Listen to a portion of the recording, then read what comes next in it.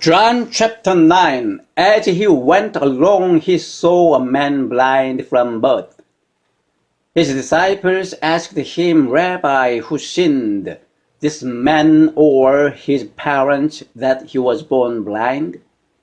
Neither this man nor his parents sinned, said Jesus. But this happened so that the work of God might be displayed in his life. As long as it is day, we must do the work of him who sent me. Night is coming when no one can work. While I am in the world, I am the light of the world. Having said this, he spit on the ground, made some mud with the saliva, and put it on the man's eyes. Go, he told him, wash in the pool of Siloam. This word means sent. So the man went and washed and came home seeing. His neighbors and those who had formerly seen him begging asked, Isn't this the same man who used to sit and beg? Some claimed that he was.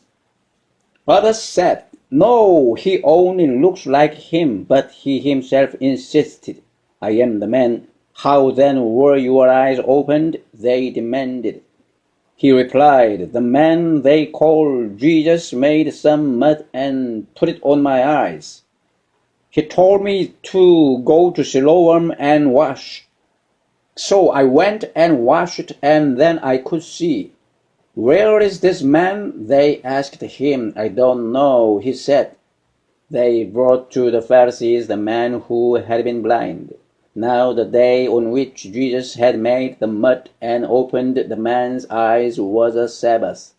Therefore, the Pharisees also asked him how he had received his sight.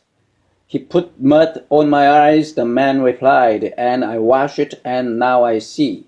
Some of the Pharisees said, This man is not from God, for he does not keep the Sabbath. But others asked, How can a sinner do such miraculous signs? So they were divided. Finally, they turned again to the blind man. What have you to say about him? It was your eyes he opened. The man replied, He is a prophet. The Jews still did not believe that he had been blind and had received his sight until they sent for the man's parents. Is this your son? And asked, Is this the one you say was born blind? How is it that now he can see? We know he is our son, the parents answered, and we know he was born blind, but now he can see now. Or, who opened his eyes? We don't know. Ask him. He is of age. He will speak for himself. His parents said this because they were afraid of the Jews, for already the Jews had decided that anyone who acknowledged that Jesus was the Christ would be put out of the synagogue. That was why his parents said, He is of age, ask him. A second time they summoned the man who had been blind. Give glory to God, they said. We know this man is a sinner. He replied, Whether he is a sinner or not, I don't know. One thing I do know, I was blind, but now I see. Then they asked him, What did he do to you? How did he open your eyes? He answered, I have told you already, and you did not listen. Why do you want to hear it again? Do you want to become his disciples too? Then they hurled insults at him and said, You are this fellow's disciple.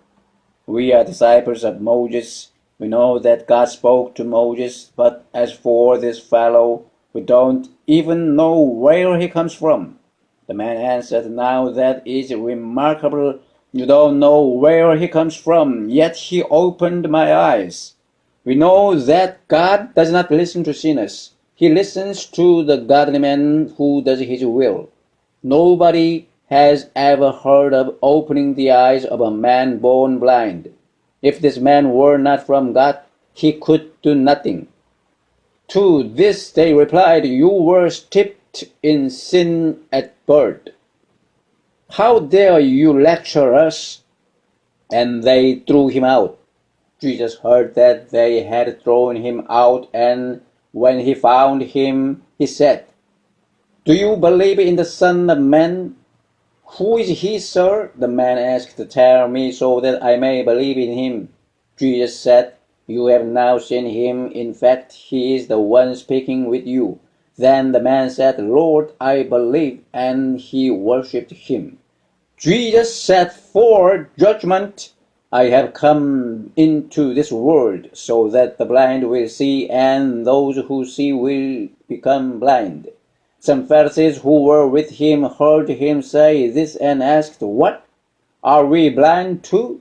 Jesus said, "If you were blind, you would not be guilty of sin.